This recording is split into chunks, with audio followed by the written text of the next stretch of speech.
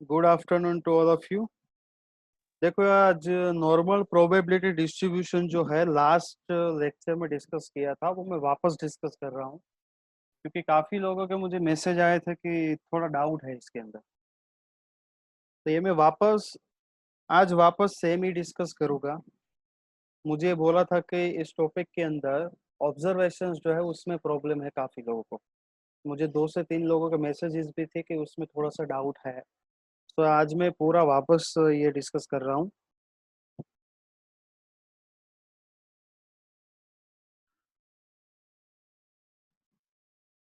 So today we will discuss again the normal curve। आज भी observation ही discuss करना है, उसके बाद नहीं कुछ डिस्कस करना। अच्छा, 3 चैप्टर तक हो चुके, ठीक है, सही है। चलो, एक ने तो रिप्लाई दिया अच्छी तरह से। चैप्टर 3 तक टेस्ट हो चुके हैं। 4th और 5th की टेस्ट किस तरह लेनी है या किस तरह से होगी, वो हम उसके बारे में बाद में डिस्कस करेंगे। फिलहाल डिस्कस कर लेते कि normal probability distribution. So normal probability distribution जो है, उसके अंदर किस तरह का डिस्ट्रीब्यूशन होगा।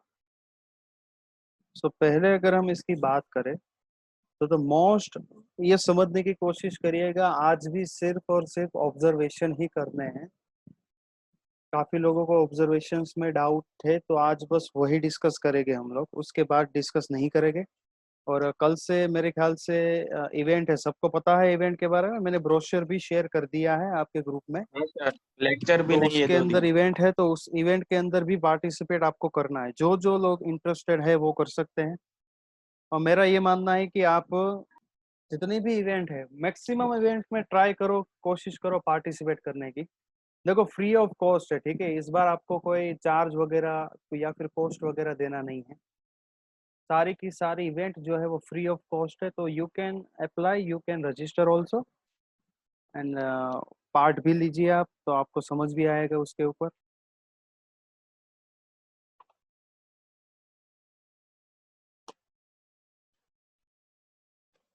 एंड अगर हम नॉर्मल डिस्ट्रीब्यूशन की बात करें, नॉर्मल प्रोबेबिलिटी डिस्ट्रीब्यूशन, तो इसके अंदर आपको कुछ इस तरह से देखने को मिलेगा कि वहां पर या तो हम किसी हाइट के बारे में बात कर रहे हैं, या फिर किसी वेट के बारे में बात कर रहे हैं, या हम ये बोल सकते हैं कि हम यहाँ पर टेस्ट स्कोर जो है, मेजरमेंट है, रेनफॉल है, इस तरह की जो प्रॉब्लम है उसके अंदर यूज होता है नॉर्मल प्रोबेबिलिटी डिस्ट्रीब्यूशन।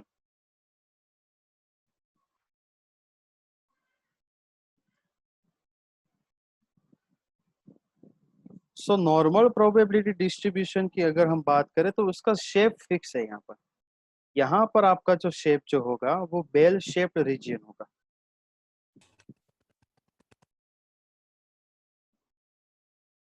सो इसके अंदर आपका जो, देखो मैं मैथमेटिकली, अगर यहाँ पर जो भी लोग मैथमेटिकली समझना चाहते हैं वो समझ सकते हैं कि मैंने लास्ट टाइम भी बोला था, अभी भी बोल रहा हूँ कि ये जो एंड जो है, लेट मी जूम फर्स्ट।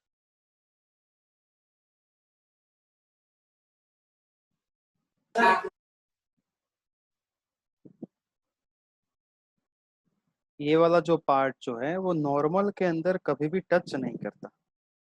ये एंड पॉइंट जो है वो आपके ग्राफ में हर बार याद रख लो कि नॉर्मल प्रोबेबिलिटी डिस्ट्रीब्यूशन जो है उसका शेप, अगर आप कोई भी डेटा है आपके पास, तो आपका डेटा बेल शेप्ड रीजन होगा। आपके जो एंड पॉइंट जो है वो कभी भी टच नहीं करेंगे। दूसरी बात यह कि जो सेंटर पॉइंट जो होगा वो आपका होगा यहाँ पर मीन।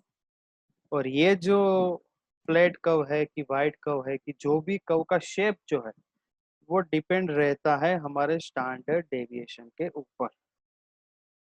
सो बेसिकली अगर हम यहाँ पर देखें तो आपके पास दो ही डेटा है, standard deviation and you can say mean. ये दो डेटा है हमारे पास। सो ये सिंपल कर्व है हमारा स्टैंडर्ड नॉर्मल कर्व जो है, इसके बारे में अभी डिस्कस किया हमने कि शेप जो है वो सिंपल तरीके से अगर हम देखें तो बेल शेप रीजन ही होगा। उसका फॉर्मूला जो है ये मैथमेटिकल फॉर्मूला है, ये आपको मिल भी सकता है, इसका प्रूफ भी है। काफी लोग मुझे लास्ट टाइम बोल रहे थे कि ये फॉर्मूला आया कहाँ से, इसका प्रूफ भी है। ये बहुत सारे एग्जांपल्स या प्रॉब्लम्स को सॉल्व करके, फॉर्मूला जो है वो सॉल्व करके बनता है, ये कोई हवा में नहीं बन जाता। इसको बार बार सॉल्व किया उसके बाद एक रिजल्ट है, ये आपका एक्चुअली एक रिजल्ट है। सो आपका नॉर्मल प्रोबेबिलिटी डेंसिटी फंक्शन क्या होगा, तो ये रहा हमारा प्रोबेबिलिटी फंक्शन। ये रहा हमारे पास हालांकि दो ही डेटा है, तो एक रहा सिग्मा यानी कि स्टैंडर्ड डेविएशन, ये रहा हमारे पास पाई, ये रहा हमारा random variable, continuous random variable, this one is mean, this one is standard deviation. So ये रहा आपका simple normal probability density function. Simple formula दिमाग में बिठा लो, f of x is equal to 1/सिग्मा into square root of 2 pi e raise to minus bracket के अंदर x minus mu square divide by 2 into sigma square. So इस function की मदद से हम probability for value of x count कर सकते हैं।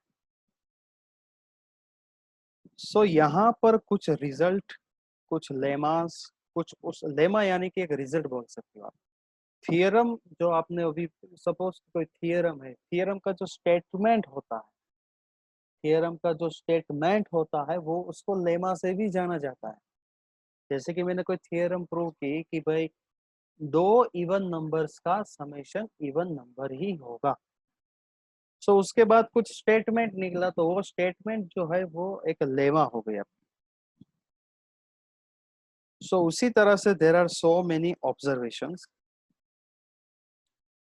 आपका नॉर्मल प्रोबेबिलिटी डिस्ट्रीब्यूशन जो कर्व जो है, your curve is basically depending only on two factors, mu mean and standard deviation sigma. अभी से ये पॉइंट्स दिमाग में याद रखना शुरू कर दो। अगर आपको ये कर्व पता है, अगर आपको ये ग्राफ पता है, then you can remember all the topics. अगर आपको पता है कि ये ग्राफ इस तरह से, तो आपको ये ऑलरेडी याद ही रह जाएगा। बस ये सिर्फ ग्राफ को अपने दिमाग में बिठा लो। और देखो, मैं बार बार एक ही टॉपिक बार बार आपको बताता हूँ कि आपको जितना भी क्लास के अंदर कैचअप कर सको, जितना भी आप याद रख सको, क्योंकि आप ऑलरेडी डेटा यूज कर रहे हो, आप इंटरनेट यूज कर रहे हो, आप चार्जिंग जो है मोबाइल का वो यूज कर रहे हो, तो दिखावे के लिए करो, उससे तो अच्छा है कि आप अच्छी तरह से पढ़ो। आपका टाइम वैसे भी जा रहा है, ठीक है, आपका टाइम वैसे भी जा रहा है, तो मैं ये बोलता हूँ कि आप एटलीस्ट ध्यान दिया कीजिए। मैं कम पोर्शन ही इस बार चलाऊंगा, क्योंकि मुझे भी पता है कि 9:15 से लेके शाम तक अगर आप मोबाइल की स्क्रीन पे बैठो तो ये आपके लिए भी हेडेक हो सकता है। ठीक है, ये आपके लिए हेडेक हो भी सकता है, क्योंकि आप डेली लेक्चर्स अटेंड करते हो, डेली अच्छी तरह से पढ़ते हो, लेकिन ये वर्चुअल मोड है। अब तक हमने जो क्लासरूम में पढ़ा वो उस तरह का मोड नहीं है, फिजिकल मोड, ये वर्चुअल है पूरा। तो ये हो भी सकता है, किसी को प्रॉब्लम भी हो सकती है। तो जितना आप याद रख सको उतना याद रखिए। और स्टैटिस्टिक है तो आपको लगे कि लिखने लायक है, अगर आपको लगे कि ये पॉइंट बुक से बाहर का है, नोट से बाहर का है, तो आप लिख सकते हो। दूसरी बात यह है कि यहाँ पर हाईएस्ट पॉइंट जो है, जाहिर सी बात है कि यहाँ पर आपका हाईएस्ट पॉइंट जो है, ये रहा मेरा हाईएस्ट पॉइंट। आपका हाईएस्ट पॉइंट हर बार क्या होगा? सो हमारा हाईएस्ट पॉइंट होगा ये एक्चुअली है क्या? ये हाईएस्ट पॉइंट जो है ये होगा हमारा मीन। ये जो हाईएस्ट पॉइंट जो है विच इज आर मीन। सो एक एमसीक्यू तो यही पे हो गया कि नॉर्मल प्रोबेबिलिटी जो ग्राफ जो है डिस्ट्रीब्यूशन का, उसका हाईएस्ट पॉइंट होगा मीन, और मीन होगा हमारा मीन।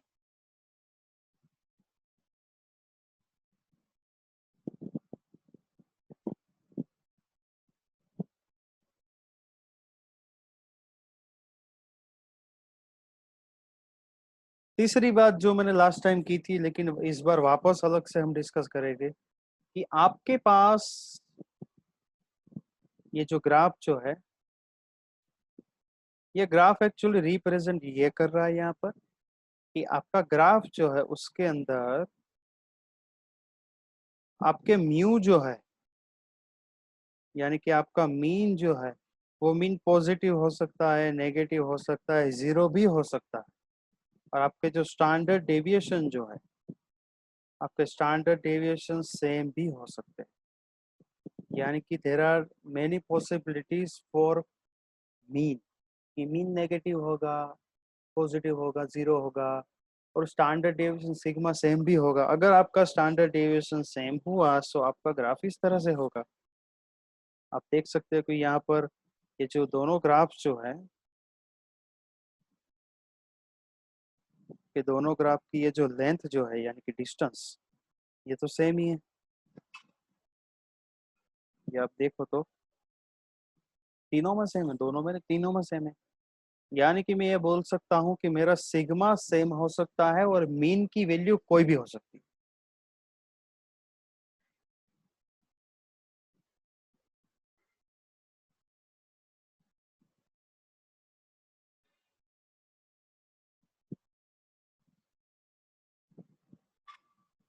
पॉइंट नंबर 4 ये है कि ये जो हमारा ग्राफ ये ले लो, या फिर वो जो भी मैंने डिस्कस किया था वो ले लो।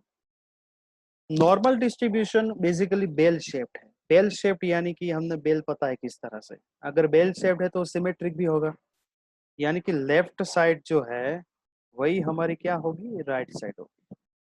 अगर मैं ये बोलूँ कि ये मेरा रीजियन जो है वो बेल शेप्ड है, ये मेरा बेल शेप्ड रीजियन हुआ। सो इसका फिजिकल इंटरप्रिटेशन ये है कि ये जो जितना डिस्टेंस यहाँ पर है उतना ही डिस्टेंस यहीं पे होगा। यानी कि अगर मैं ये बोलूं कि अगर मेरे पास हाफ डेटा है, यानी कि ये पूरा का पूरा हाफ डेटा है, सो मुझे दूसरा वाला हाफ डेटा भी मिल जाएगा। ये है beauty of the normal distribution, कि आपका कर्व जो है, योर कर्व इज सिमेट्रिक, यानी कि आपका कर्व अगर सिमेट्रिक है सो ये हमारे लिए बेनिफिट है कि अगर हाफ ही फाइंड करना है हाफ तो मिल ही जाएगा। पांचवा पॉइंट ये है कि आपका कर्व कितना फ्लैट है, आपका कर्व कितना फ्लैट है या वाइड है, यानी कि दो दो दो आर्क के बीच में कितनी लेंथ है। बेसिकली अगर मैं ये बोलना चाहूँ कि ये डिस्टेंस जो है, ये यहाँ पर डिस्टेंस देख लो, यहाँ पर डिस्टेंस देख लो, दोनों का डिस्टेंस सेम नहीं है, ठीक है, दोनों का डिस्टेंस क्या है, अलग अलग है। सो ये जो डिस्टेंस जो है वो डिफाइन करेगा सिग्मा। ये डिस्टेंस कौन डिफाइन करेगा, सिग्मा डिफाइन करेगा। यानी कि सिग्मा की मदद से हमें ये पता चलेगा कि हमारा जो कर्व जो है वो कितना फ्लैट है कितना वाइड। अगर सिग्मा मैंने सपोज, अगर मैंने सिग्मा यहाँ पर 4 भी ले लिया फिर भी मेरा कर्व जो है वो चेंज हो जाएगा। अगर मैंने 4 ले लिया तो मेरा कर्व भी चेंज हो जाएगा, मैंने 6 लिया 10 लिया। So our curve is depending on sigma also. Sigma से शेप पता चले कितना शेप है उसका।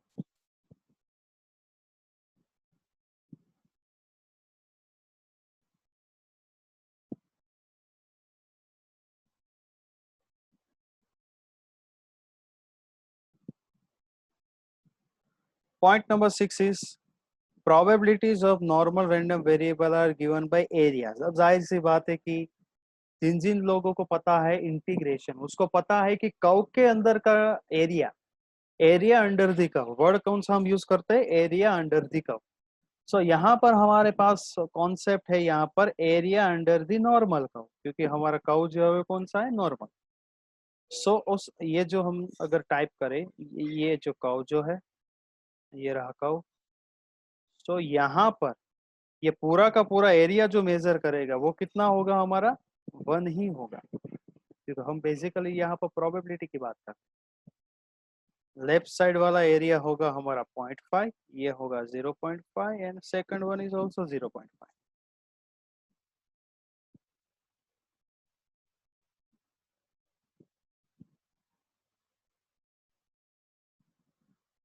उसके बाद सबसे इम्पोर्टेंट ये वाला टॉपिक,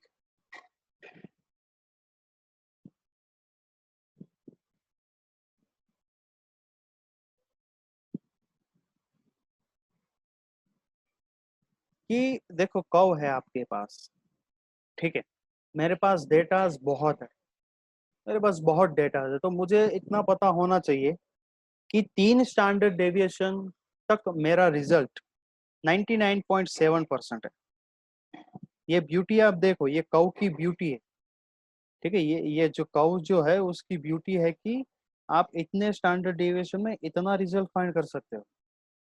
अगर मैंने मीन से लेके, लेट मी ड्रॉ फर्स्ट, अगर मैंने मीन से लेके एक स्टैंडर्ड डेविएशन यूज किया, एक स्टैंडर्ड डेविएशन यूज किया, तो मेरे डेटा का 68.3% डेटा कवर हो जाएगा। अगर मैंने 2 स्टैंडर्ड डेविएशन यूज किया तो मेरे टोटल डेटा का 95%। आप सोचो कि मैं सिर्फ मीन से 2 स्टेप दूर जा रहा हूं फिर भी मुझे 95% इतना डेटा कवर हो रहा है। सपोज कि मैं 3 स्टेप चला गया मीन से, तो मेरे टोटल डेटा का, मेरा जो डेटा जो है वो टोटल डेटा का 99.7 99.7% डेटा कवर हो जाएगा, यानी कि ऑलमोस्ट पूरा का पूरा। सो मैं जो है मीन से आसपास ही घूमूंगा। मीन से अगर मैंने 3 स्टेप दूर ले लिए, जैसे हम करते हैं ना 5 से 1 सेंटीमीटर दूर, तो एक साइड 4 आएगा, एक साइड क्या आएगा 6। 5 से 2 सेंटीमीटर तो कौन सा आएगा, 3 आएगा, 7 आएगा। सो यहाँ पर आप 3 स्टैंडर्ड डेविएशन अगर चलोगे मीन से, फिर भी आप 3 स्टैंडर्ड डेविएशन चलोगे, फिर भी आपके टोटल डेटा का 99.7% डेटा कवर हो रहा है। So this one is again beauty of normal distribution. ये बेल शेप्ड रीजन जो है उसकी खासियत ही यही है, एक तो सिमेट्रिसिटी देता है, तो ये अल्टीमेटली 50% काम तो आपका वहां पर खत्म हो जाएगा।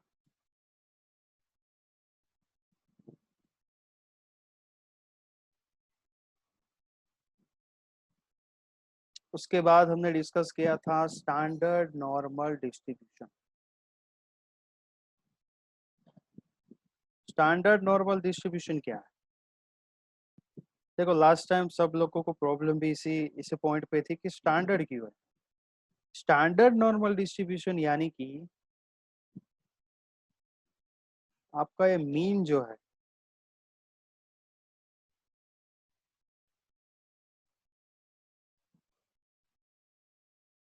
आपका मीन होगा 0 एंड आपका स्टैंडर्ड डेविएशन जो है वो हो जाएगा 1। आपका मीन 0 होगा and your standard deviation is 1।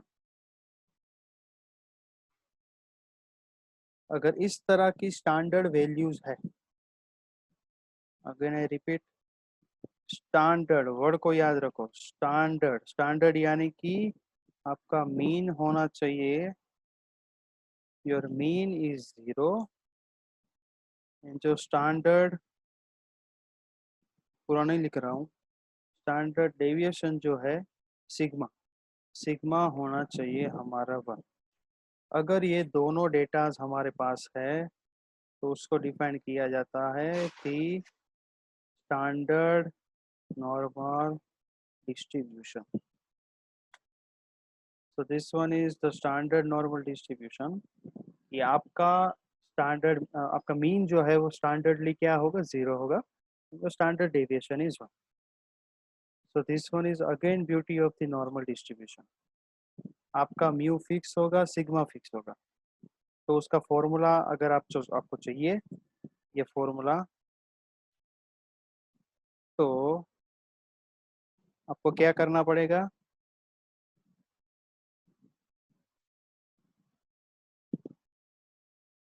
ये रहा मेरा एफ ऑफ एक्स, 1/सिग्मा 1 हो जाएगा, और ये हो जाएगा SQRT यानी कि स्क्वायर रूट ऑफ 2 पाई, और ये हो जाएगा ई की पावर में, ई की पावर में एक्स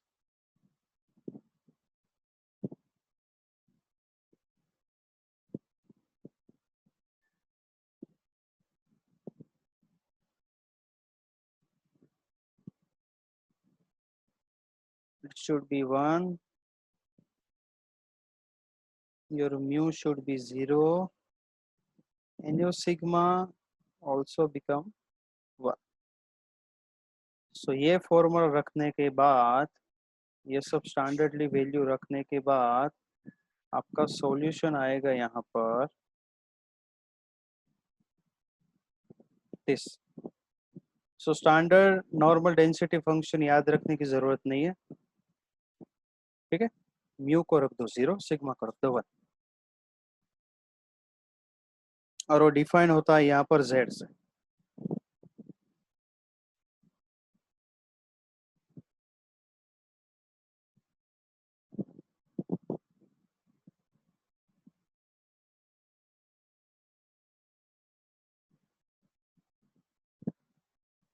तो चलो, किसी को डाउट है नॉर्मल प्रोबेबिलिटी डिस्ट्रीब्यूशन में तो मुझे अभी पूछ लो।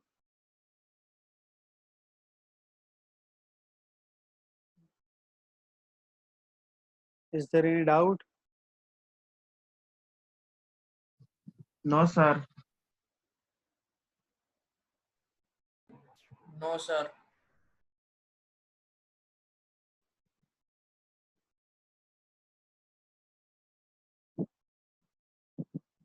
ओके,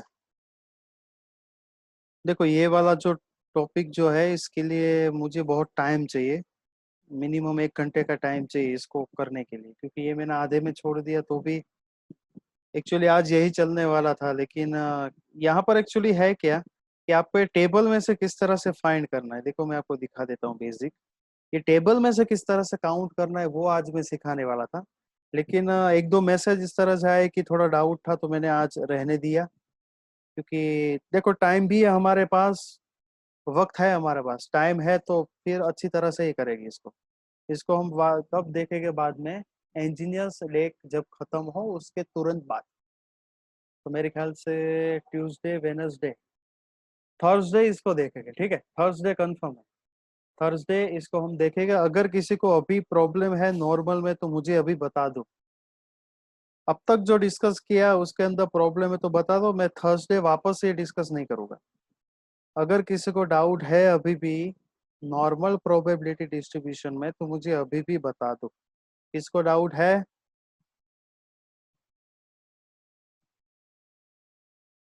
क्योंकि अगर आप थर्सडे बोलोगे तो बाद में उसका कोई मीनिंग नहीं है, क्योंकि मुझे और ये वो नेक्स्ट टॉपिक सिखाना है उसके बाद। और थर्सडे में ट्यूटोरियल आई थिंक अपलोड कर दूंगा। तो आप लोग अपनी तरफ से सॉल्व कर देना और उसको अपलोड कर देना। ये पूरा का पूरा आएगा, नॉर्मल भी आ सकता है उसके अंदर। किसी को डाउट है नॉर्मल प्रोबेबिलिटी डिस्ट्रीब्यूशन के अंदर, ये थर्सडे में नहीं चलाने वाला, मैं वापस बोल देता हूँ। Is there any doubt? Okay. No, sir. अब मैं थोड़ी इवेंट की बात कर लेता हूँ यहाँ पर। देखो ये वाला आपको ऑलरेडी बुकलेट में दिया है, लेकिन वहां पर वो टाइम और डेट मिसिंग होगा। सो किसी ने अभी रजिस्ट्रेशन किया है द अमेजिंग मैथरेस और मैथरेस के लिए? रजिस्ट्रेशन किसी ने किया है बीएससी आईटी में से? No, sir. No, sir. कोई बात नहीं, मैं वापस बता देता हूँ ये वाला। कि देखो एक इवेंट होगी, ये आपकी इवेंट होगी 16 को, 16 को 2 से 3:30 के बीच में। आपको ऑलरेडी बताया जाएगा कब इवेंट है आपकी। 5 से 6 रूल है यहाँ पर कि इवेंट जो है ग्रुप में नहीं है, इंडिविजुअल है। यहाँ पर आपके पास इंटरनेट कनेक्शन होना चाहिए। 30 क्वेश्चन दिए जाएंगे that you have to solve within 3 minute. ध्यान से देखिएगा, there are 30 questions and you have to solve within 3 minute of time. ये तो किसी को कांटेक्ट नहीं करना है, उसके बाद सारा फैसला हमारा रहेगा। कनेक्शन चाहिए, इंडिविजुअल अटेंड करना है। 16 सितंबर को दोपहर को इवेंट होने वाली है। उसके बाद 3 ही मिनट है आपके पास। There are 30 questions. Registration link ये वाली है, ये लिंक भी मैं दिखा देता हूँ आपको।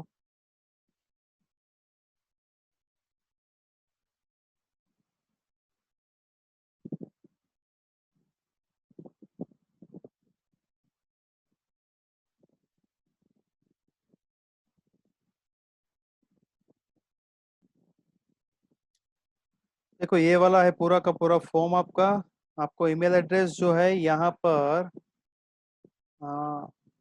ये ईमेल एड्रेस आपको पीपी सवानी यूनिवर्सिटी का ही डालना है। मैं अभी भी बता देता हूँ आपको। लिंक के ऊपर क्लिक करके पीपी सवानी यूनिवर्सिटी का ईमेल एड्रेस डालो।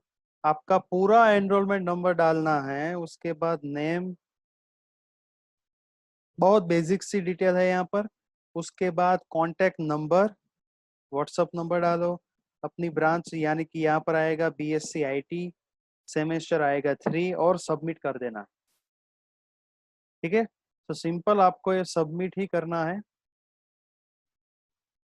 और सारे के सारे रूल्स भी लिखे हैं। जो 3 मिनट का टाइम अगर आपके पास है 16 तारीख को, और आप इंटरेस्टेड है इवेंट के लिए, तो आज ही अभी लेक्चर के बाद तुरंत रजिस्टर करो। अगर आपको इसकी लिंक चाहिए तो मैं लिंक धार्मिल को और शुभम को फॉरवर्ड कर दूंगा, आप उसके पास से लिंक भी ले सकते हो।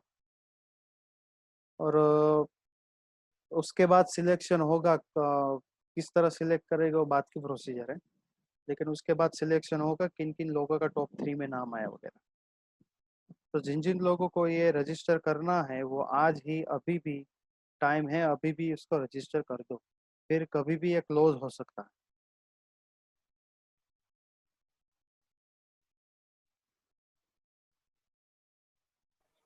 सर लिंक शेयर करे तो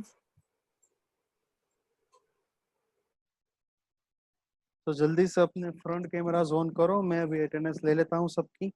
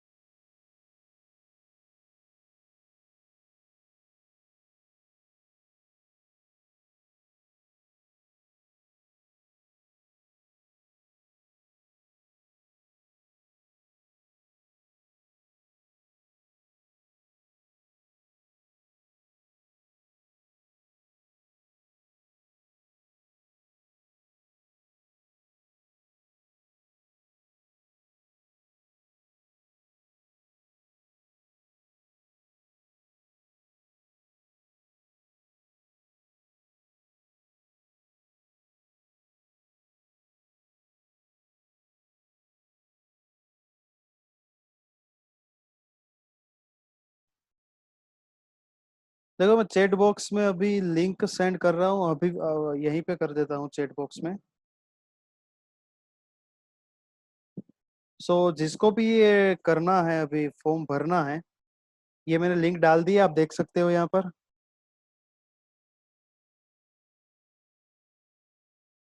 सो इस लिंक पे क्लिक करो और जो भी इंटरेस्टेड है वो फॉर्म फिलअप कर दो।